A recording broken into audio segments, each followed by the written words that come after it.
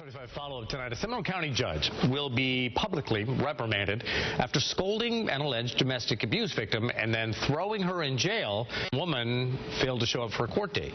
Listen to what happened. This was just last year in court. Why didn't you show up to court? My anxiety, and I'm just... You think you're going to have anxiety now? You haven't even seen anxiety. I'll do anything.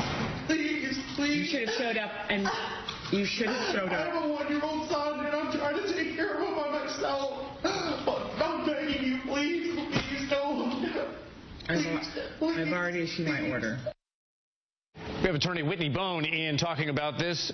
Whitney, tell me about a public reprimand for a judge in terms of scope of what it means for their career. How serious is it? A public reprimand, what does it mean? Well, what it means is that it's publicly issued that the JQC, or the Florida Supreme Court actually, who will end up deciding what the ultimate punishment is for Judge Collins, is saying, you were wrong, we're saying this to the public. It sends a message to other judges. It's not fatal to a judge's career. In other words, it doesn't stop their ability to be on the bench. It doesn't stop their ability to be paid. However, it could be a blemish that's used against them in further elections if someone chooses to run against them. It doesn't stop them from doing their job day to day, though. You just said the Supreme Court that makes the final decision. So that's correct. This could change?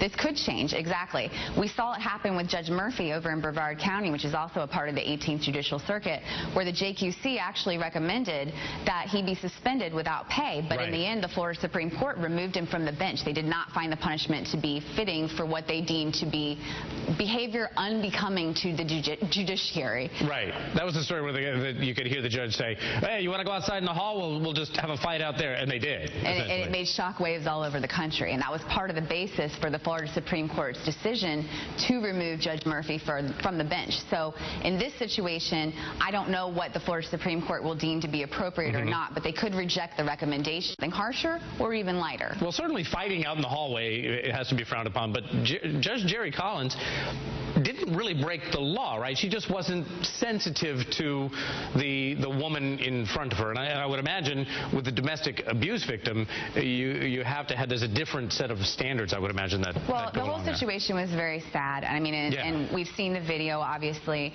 I mean, it was a very, very sad situation. What the JQC has said, even in their recommendation, or in their actual findings, that there was a problem here and that she violated the canons of conduct for the judges, was that, you know, they were very troubled by the fact that this woman didn't have an attorney. They were very troubled by the way that Judge Collins spoke to this woman. But they did make a point of saying, and they were right, that she didn't do anything illegal.